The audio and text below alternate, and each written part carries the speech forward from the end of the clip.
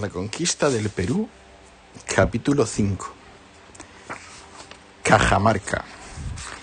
El 24 de septiembre de 1532, Francisco Pizarro tomó el camino de Cajamarca acompañado por los hombres capacitados para combatir. En la villa de San Miguel, a cargo de Juan Roldán Dávila, quedaron los oficiales reales, los enfermos y una guarnición que debía proteger el pueblo. A este respecto, Pizarro actuó de manera idéntica a Hernán Cortés. El San Miguel pizarrista se asemejaba al Veracruz cortesiano. Mientras los hombres cruzaron el río en 2 balsas, los caballos lo hicieron a nado. Ya dentro del valle del Piura, el gobernador se juntó con su hermano Juan Pizarro, que había sido enviado para pacificar ese curacazgo. 10 días después, el recuento, seguimos a Francisco de Jerez, arrojó la cifra de 67 jinetes y 110 infantes, 3 de ellos arcabuceros y algunos ballesteros. El armamento se completó con 4 falconetes. Antes de su partida, desde San Miguel llegó la queja de los pocos cristianos que allí quedaban, por lo que el gobernador autorizó el regreso a quien así lo quisiera. 9 hombres se volvieron, dejando la hueste reducida a 62 de a caballo y a 106 infantes. Mientras los barbudos avanzaban hasta alcanzar el señorío gobernado por el curaca de Pavor, Atahualpa, fortalecido por sus recientes victorias, prefirió mantenerse a la espera de los movimientos de aquellos pálidos visitantes. Tan confiada de su poder se hallaba el Inca, que envió a un mensajero para hacer entrega al español de unos zapatos y 2 puños de oro que debía vestir para ser identificado cuando se encontraran. De este modo sería más fácilmente reconocible y podría ser prendido o matado. Pizarro tomó a aquellos presentes y pidió al enviado que le dijera a su señor que él no pretendía hacerle ningún mal. Más adelante, otro emisario le advirtió de que no se aposentara en Cajamarca sin permiso de Atahualpa.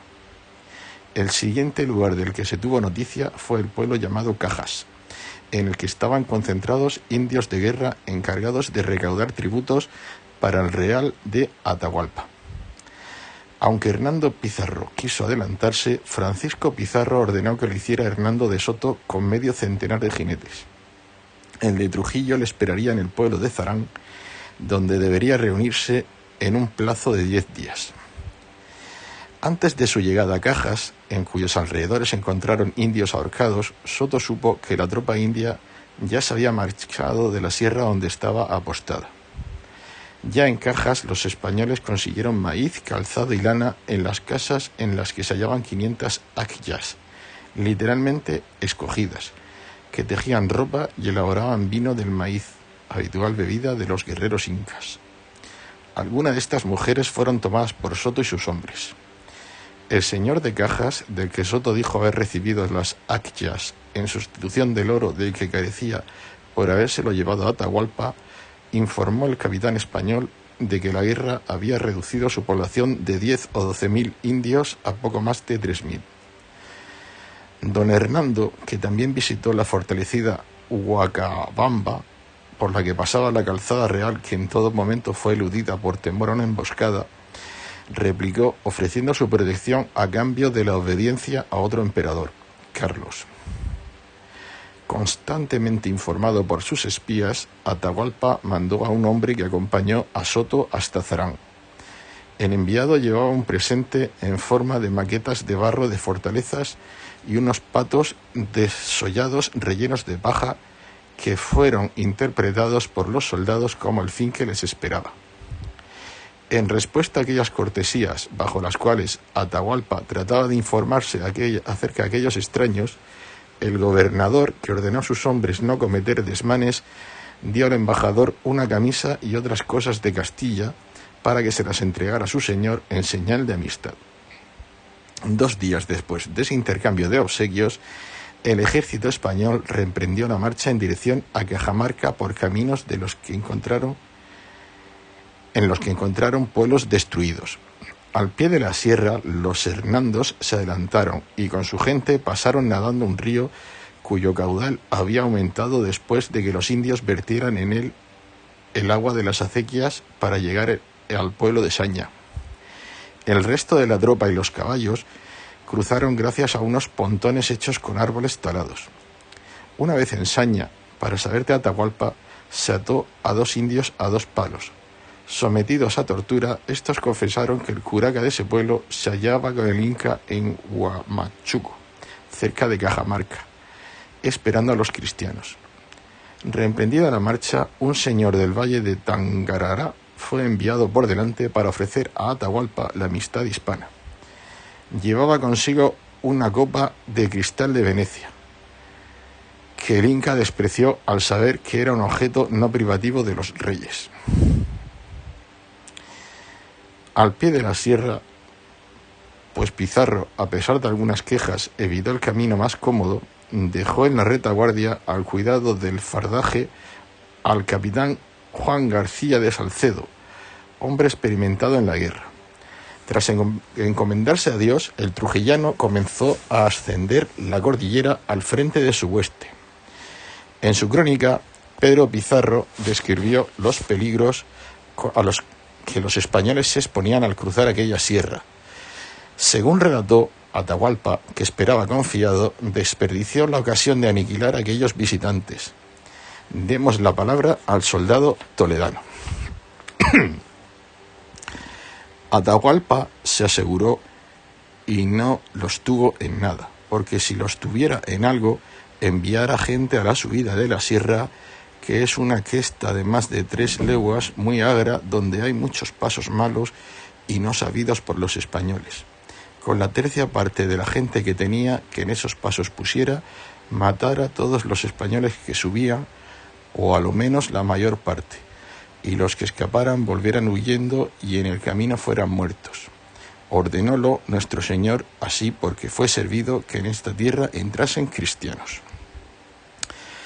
Con esta disposición, mientras la gente de Salcedo se quedó en una fortaleza anterior, los 40 jinetes y los 60 infantes transitaron por caminos de llamas hasta llegar a un pueblo en el que se alzaba una sólida construcción de cal y canto.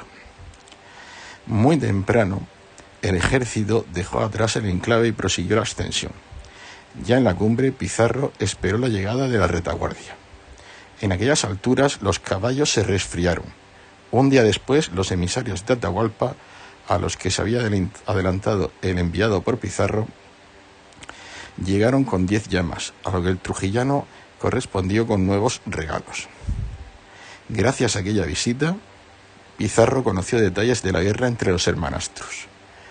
Con afán intimidatorio, su informador narró el sangriento castigo que Atahualpa hizo sobre Tomebamba y la reciente victoria sobre Huáscar, que venía preso desde Cuzco, custodiado por los generales de Atahualpa.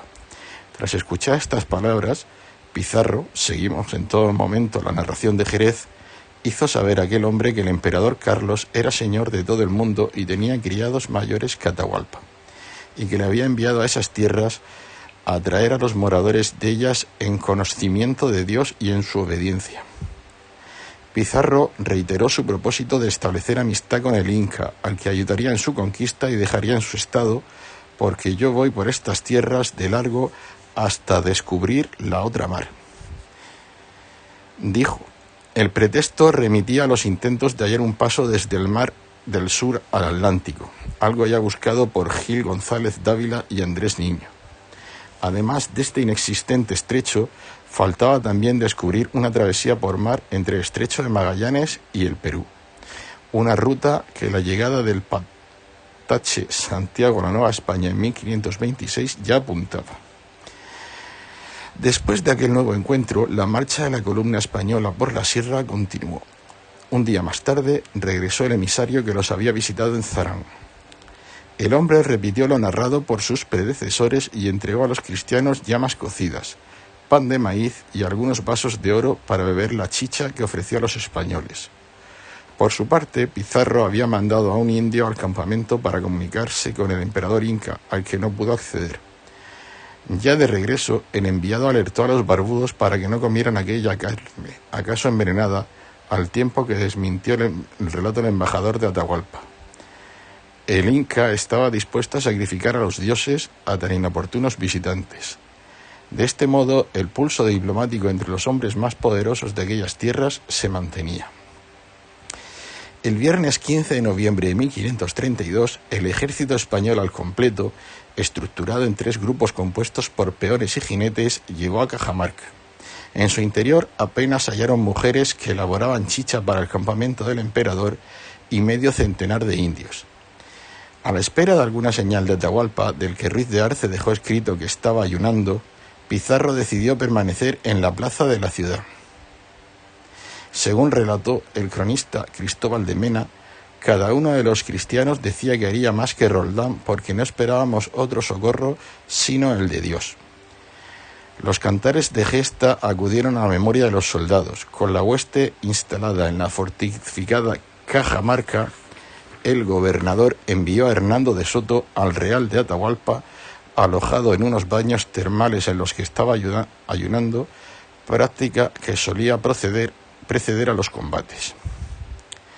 A Soto, además del intérprete Martinillo, le acompañaban 15 jinetes, entre los que se contaba Juan Ruiz de Arce, en cuya relación de servicios dio datos del trato que recibía Atahualpa. Según el de Alburquerque, cuando el Inca escupía lo hacía en la mano de una mujer. Otras mujeres se encargaban de comer los cabellos que se le caían para evitar que fueran empleados en hechizos. Después de la partida de Soto, Pizarro, antes de ordenar a sus hombres guarecerse de la granizada que comenzó a caer, mandó a su hermano Hernando Pizarro con una fuerza similar. Avanzando entre los escuadrones de guerreros incas, la tropilla capitaneada por Soto recorrió la legua que separaba los 2 campamentos hasta llegar a Atahualpa, al que encontró rodeado de mujeres. Así describió Ruiz de Arce el lugar en que se hallaba el Inca. 2 tiros de ballesta estaba una casa de placer donde estaba del día a Tabarica. Al paso del río dejamos 20 de a caballo y fuimos 5 a donde estaba Atabalica. La casa de placer era de esta manera. De 4 cuartos tenía 2 cubos altos y en medio tenía un patio. En el patio estaba hecho un estanque con el cual entraban 2 caños de agua, uno caliente y otro frío. Estos 2 caños salían de 2 fuentes y estas 2 fuentes estaban juntas. En aquel estanque se lavaban él y sus mujeres. En ese escenario, Hernando de Soto, sin apearse del caballo, contempló su rostro tan de cerca que la borla del cacique tocó las narices del Ellino. En medio de un absoluto silencio, el español se quitó un anillo y se lo dio a Atahualpa, que lo aceptó con disciplicia antes de que llegara Hernando Pizarro, que había dejado a 3 de a caballo en un mal paso. En las ancas de su montura iba el indio que servía de lengua y que sin temor a Atahualpa le pidió que alzase la cabeza y lo rogó que al amanecer fuera a ver a Pizarro. El emperador no levantó la cabeza ni respondió hasta la llegada de Hernando Pizarro, ante cuya calidad, de la que le informó el intérprete Martinillo, se dignó a contestar que iría la mañana siguiente. Los españoles también dijeron que venían cansados y sedientos del camino, por lo que Atahualpa ordenó a 2 indias de sangre real o ñustas que trajeran 2 copas de oro para brindar con sus visitantes. Si en la narración del Inca Garcilaso de la Vega, tanto la Atahualpa como los cristianos bebieron según la usanza local, Cristóbal de Mena afirmó que los barbudos fingieron que bebían, pero no lo hicieron por temor a ser envenenados. Tras este breve encuentro, Hernando de Soto escaramuceó con su caballo por entre un cuadrón de lanceros incas antes de marchar de regreso a su campamento. Cuando se disipó la nube de polvo levantada por los equinos, el Inca mandó cortar las cabezas de aquellos que se habían asustado ante sus movimientos. De regreso al campamento, los capitanes, que informaron de la existencia de una ciénaga en medio de la calzada que conducía al campamento de Atahualpa, preparada para obstaculizar el paso de los equinos, dijeron a Pizarro que calculaban que el Inca disponía de 40.000 guerreros, aunque en realidad creían que la cifra podía llegar a duplicarse. En las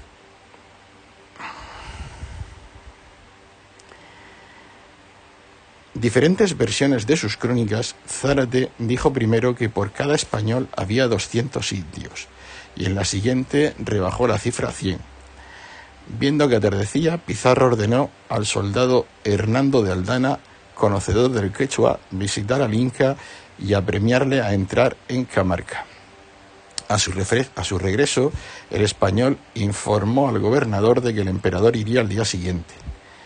Aquella noche, todos los hombres anduvieron rondando con sus armas y recibiendo el ánimo de Pizarro. Al día siguiente, el campamento recibió la visita de los emisarios de Atahualpa, que unas veces decían que vendría allí con sus armas y otras que lo haría sin ellas. Aquellos mensajeros también añadieron que Atahualpa pretendía aposentarse en la casa de la sierpe, animal con que el emperador se identificaba, hasta el punto de que antes de morir aseguró que reaparecería en Quito bajo la apariencia de este reptil. Pizarro aceptó esta condición y reiteró sus deseos de recibir a tan gran señor. A mediodía del 16 de noviembre de 1532, después de avanzar lentamente durante las 4 horas que tardó en cubrir la distancia que los separaba de los españoles, precedido por un gran séquito de sirvientes vestidos con libreas de decoración ajedrezada que cuidaban de limpiar el camino hasta de la menor brizna de hierba, Atahualpa, subido a una litera soportada por 80 nobles, entró en Cajamarca acompañado por músicos. Tras sus lujosas andas ceremoniales se balanceaban otras en las que viajaban, entre otros, el señor de Chincha, que halló la muerte a manos de Juan Pizarro y de Francisco Martín de Alcántara. Confiado en una fácil victoria, Atahualpa mandó a su general Rumiñahui que se apostara con 5.000 guerreros de diversas procedencias, Chapapoyas, Cañaris, Quitos, Pastos, a la espalda de aquel lugar para cortar la retirada de los españoles. En Cajamarca, el de Trujillo había repartido su gente en 3 capitanías que ocuparon 3 edificaciones. En una de ellas estaba el capitán Hernando Pizarro con 20 de a caballo, en otra Soto con un número similar de jinetes, en la tercera Benalcázar con una fuerza parecida. Pero Pizarro, al describir la disposición del ejército en Camarca, afirmó que la caballería se dividió entre Hernando de Soto y Hernando Pizarro. Lo mismo dijo de la infantería, que aseguró haberse repartido entre Francisco Pizarro y su hermano Juan. Al ver a los españoles dentro de estas estancias, siempre según Pedro Pizarro, los espías de Atahualpa lo interpretaron como un signo de temor. En su crónica, el soldado añadió: y a la verdad los indios la decían, porque yo oí a muchos españoles que sin sentillo se orinaban de puro temor. La infantería se ocupó de mantener vigiladas todas las puertas de la plaza, en medio de la cual, subido al templo del sol que allí se alzaba, aguardaba el artillero Pedro de Candía, llamado el Griego, con los trompeteros, varios escopeteros y piezas de artillería. Dispuesta de este modo su hueste, Francisco Pizarro permaneció en sus aposentos junto a 2 docenas de soldados. La orden dada era prender con vida a Atahualpa, a la señal de un disparo, después del cual, al grito de «¡Santiago!», todos saldrían de sus escondites. Durante la espera, el gobernador y el capitán general, es decir, Hernando Pizarro, infundieron ánimo, diciéndoles a todos que hiciesen de sus corazones fortalezas a sus hombres. Además de apelar a la ayuda divina, segura ante aquellos idólatras, los Pizarro pidieron a los caballeros que acometiesen con furia, pero sin estorbarse unos a otros. Finalmente, subido en su recalitera, Atahualpa entró en la plaza, que pronto se llenó de gente. Según contó Francisco de Jerez, testigo de aquel hecho, un capitán inca se encaramó al lugar donde estaba Candía. Pizarro preguntó al dominico Fray Vicente de Valverde si quería hablar con el inca. El religioso, acompañado por el intérprete Felipillo, se dirigió al emperador con un crucifijo en una mano y la Biblia en otra para decirle que era sacerdote de Dios y que los cristianos eran amigos. Atahualpa, seguimos la crónica de Cristóbal de Mena, también presente en Cajamarca, respondió que no pasaría adelante hasta que los blancos le devolviesen todo lo tomado en su tierra. Entonces el fraile le ofreció el libro que tenía entre sus manos y le habló de su Dios trinitario, de Adán y de su mujer Eva, de lo que todos los hombres eran descendientes de Cristo Redentor. El fraile añadió que el Papa había repartido el mundo y que aquellas tierras habían sido entregadas al emperador bajo cuyas órdenes estaba Francisco Pizarro. Después le ofreció tomar las aguas del bautismo y le advirtió que si no hacía todo eso siendo guardadas sus libertades, recibiría guerra por parte de los españoles. Atahualpa, después de escuchar este discurso, coincidente con los términos de requerimiento, rehusó entregar su poder y se reafirmó en su culto solar. Entonces el clérigo le entregó el libro al emperador y el Inca, tras examinar sus hojas, lo arrojó lejos de sí. El joven que hacía de intérprete, pero Pizarro dio este papel a Hernando de Aldana, lo rescató y se lo dio al clérigo, que dijo a voces: «Salid, salid, cristianos, y venid a estos enemigos perros que no quieren las cosas de Dios, que me ha echado aquel cacique en el suelo el libro de nuestra santa ley». De inmediato se disparó la artillería, mientras a la señal de «Santiago», la caballería, con los pechos de los animales abrazados por preteles con cascabeles, salió al gran patio haciendo bajo el ruido de las trompetas que Pero de Alconchel y Juan de Segovia hicieron sonar. Pizarro, acompañado por sus infantes, también lo hizo, y agarrándose de los cabellos, Francisco de Jerez dijo que Pizarro asió a Atahualpa por un brazo. En su intento de proteger al emperador de las furias de los españoles, el gobernador recibió una herida en una mano. Prendió a Atahualpa, del que Juan de Betanzos dijo haber llegado hasta Cajamarca, tomado de la bebida, lo que abona la tesis de la confianza del Inca en una fácil victoria. La desbandada del ejército inca fue total, hasta el punto de que en su ida los guerreros derribaron una pared del recinto por donde escaparon muchos. La confusión que rodeó la captura de Atahualpa propició que se dieran varias versiones de aquel momento. Según Cieza de León, quienes prendieron al emperador fueron los capitanes Miguel de Estete, que siempre trató de proteger al Inca, y Alonso de Mesa. Según Mena, en Cajamarca quedaron los cadáveres de 6 o 7 mil indios muertos e innumerables heridos por las estocadas de los barbudos que seguían el consejo de Fray Vicente de no dar tajos para que no se quebrasen las espadas. Más prudente, Jerez dio la cifra de 2.000 indios muertos sin que la hueste española recibiera ninguna baja, más allá de algunas heridas, entre ellas la fractura de una pierna del propio cronista. La rotunda victoria, a la que siguió el eco de algunos disparos de artillería con los que se pretendía dispersar a los guerreros que quedaran por la zona, hizo que Rumiñahui se retrajera con su hueste hasta Quito. Como en tantas otras ocasiones, el elemento providencialista quedó incorporado a las crónicas. Francisco de Jerez, que dejó escrito que la batalla duró poco más de media hora,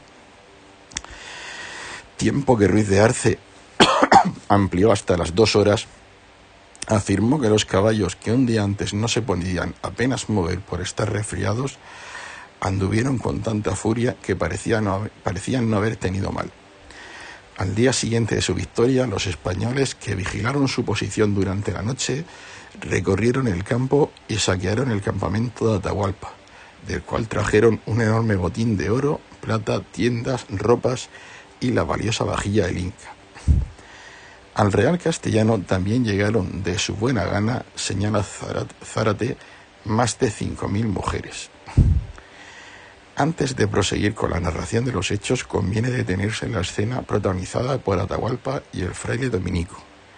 El acto fundamental de aquel episodio fue el desdén mostrado por el emperador hacia el libro, objeto desconocido para él, pues todo el saber de los incas, según contaron los cronistas, se consignaba en los hilos y nudos de los quipus. En el desprecio de Atahualpa se pudo interpretar, he aquí las palabras de Fray Vicente, como el rechazo explícito de la fe católica expuesta amorosamente por el clérigo, ayudado por la lengua que le acompañaba. El acto del Inca, en definitiva, legitimaba la conquista. Con el paso del tiempo, cronistas que no fueron testigos del incidente dieron otras versiones. McCormack, en 1988, dice: Francisco López de Gómara creyó que el emperador esperaba escuchar al libro, razón por la cual, ante el silencio del papel impreso, tiró el volumen. Por su parte, descendientes de incas como Guamán Poema y el inca Garcilaso de la Vega ofrecieron variantes acerca de aquellos hechos.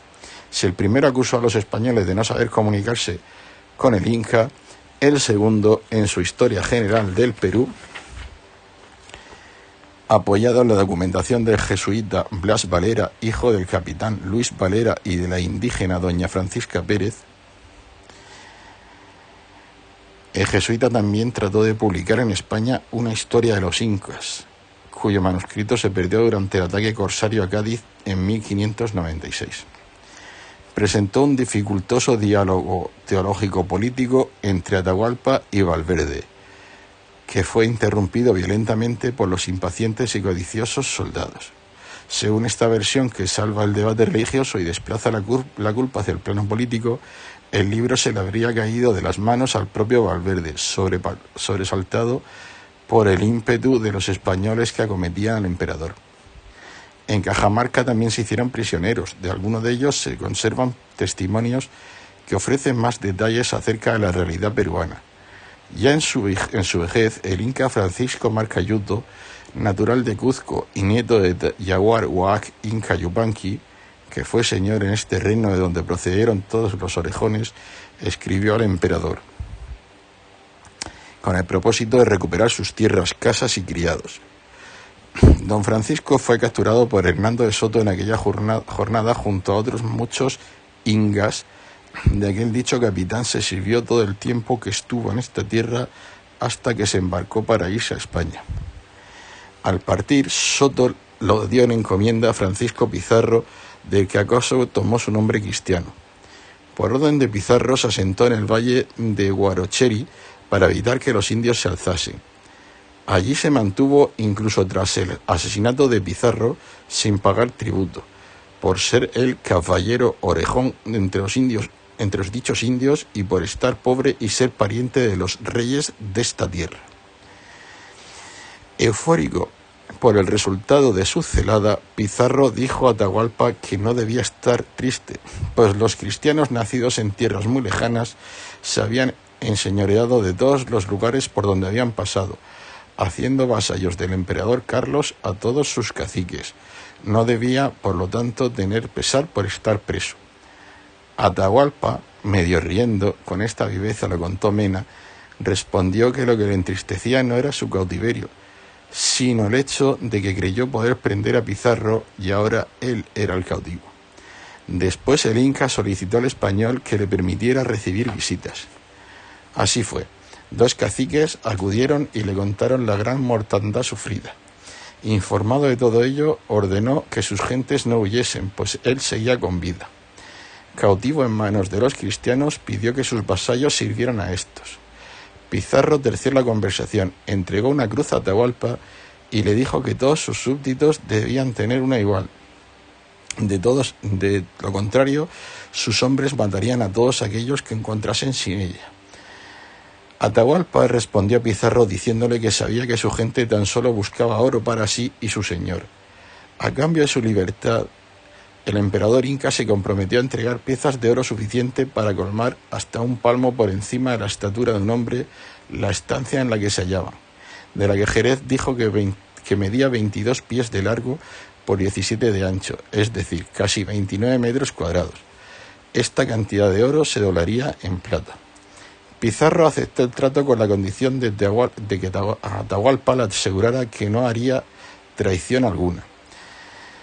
A la pregunta de cuánto tiempo tardaría en reunir el rescate, el Inca prometió que éste llegaría a Cajamarca en un plazo de 40 días. Del cumplimiento de su promesa, que un escribano dejó por escrito, se ocuparía Cusi Yupanqui, hermano de su mujer, que fue enviado a Cuzco para reunir el tesoro. Uno de los encargados de recoger el botín fue el indio Villa, que mencionamos en el primer capítulo. Mientras transcurrían los días, se edificó una iglesia y se fortificó Cajamarca, al tiempo que los castellanos empezaban a recelar del plazo establecido, temeroso de que se tratase de una estratagema de Atahualpa para reorganizar sus tropas, dado que el oro estaba en Cuzco. El Inca pidió a Pizarro que enviara a algunos de sus hombres para cerciorarse de que decía la verdad. Los designados fueron Hernando de Soto y Pedro del Barco, que cubrieron las 200 leguas subidos en unas hamacas. Durante su viaje se encontraron con Huáscar, que venía preso en poder del Calcuchímac y Quizquiz.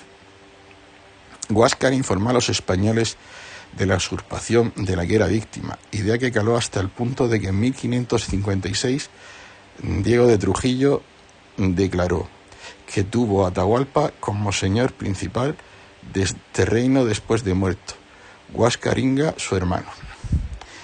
Desesperado, quien se definió como verdadero señor de la tierra, pidió a los cristianos que le acompañaran a Cajamarca y ofreció superar la cantidad de oro prometida por Atahualpa. Sin embargo, tras escucharle decir que atesoraba las joyas de su padre, testimonio que avala la tesis de su legitimidad, Soto y del Barco prosiguieron su camino hacia Cuzco, comprometiéndose a hacer llegar a Pizarro aquel mensaje. De la conversación tomaron buena nota los captores de Huáscar, al que según Pedro Pizarro habían horadado las islillas de los hombros y por ellas metidas unas sogas, que informaron de ella a Atahualpa en Cajamarca. En la relación redactada por Mena se cuenta cómo el medio hermano de Atahualpa dijo durante su cautiverio: si yo viese a los cristianos, yo sería un señor, porque tengo gran deseo de verlos, y yo sé que vienen en busca mía, y que Atahualpa y que Atabalipa les prometió un bohío de oro que yo tenía para darles, mas yo le daría 4 bohíos y ellos no me matarían, como pienso que me ha de matar. Cuando Atahualpa supo aquellas palabras, receloso ante la posible alianza de Huáscar con los cristianos, lo mandó matar, encubriendo su crimen del que culpó a su general Quizquiz tras una teatralizada tristeza de la que Pizarro le consoló. El Inca dijo que había hecho prender a su hermano mayor para pacificar la provincia de Quito. Sea como fuere, Mena aseguró haber visto a Atahualpa beber del cráneo de Huáscar, porque yo lo vi y todos los que se hallaron con el señor Hernando Pizarro, y él vio la cabeza con su cuero y las carnes secas y sus cabellos, y tiene los dientes cerrados, y allí tiene un cañuto de plata y encima de la cabeza tiene un copón de oro pegado por donde bebía Atabalipa, cuando se le acordaba de las guerras que su hermano le había hecho, y echaba la chicha en aquel copón y salíale por la boca y por el cañuto por donde bebía. En la crónica de Zárate, el asesinato de Huáscar también quedó envuelto por una aureola profética. Según lo escrito, los indios, tras ver matar a Atahualpa, creyeron que Huáscar era el verdadero hijo del sol por haber predicho la muerte de su hermanastro. También recordaron que Huáscar había escuchado de labios de su padre que habrían de llegar unos hombres blancos y barbados. La figura de hombres barbados fue común en las culturas prehispánicas. Es el caso del dios viejo del fuego, Xuteculti, perteneciente a la mitología mexica. Imagen que recuerda la leyenda de Quetzalcóatl, de los que debía hacerse amigo, pues serían los nuevos señores de aquella tierra. Por último, Francisco López de Gómara criticó duramente la actitud de Soto y del Barco, a los que culpó de aquella muerte que tuvo lugar en Andasmarca, en los primeros días de enero, antes de la huida de Rumiñahui a Quito, pues aquellos hombres quisieron más el oro de Cuzco que la vida de Huáscar. Si Soto y del Barco, insiste el cronista, hubieran acompañado a Huáscar hasta Cajamarca, este no habría perdido la vida y los indios no habrían escondido la plata, el oro, piedras y joyas de Cuzco. Gómara remató el capítulo dedicado a esta muerte con estas palabras de Huáscar: yo he reinado poco y menos reinará el traidor de mi hermano, que le matarán como me mata. Fin del capítulo 5.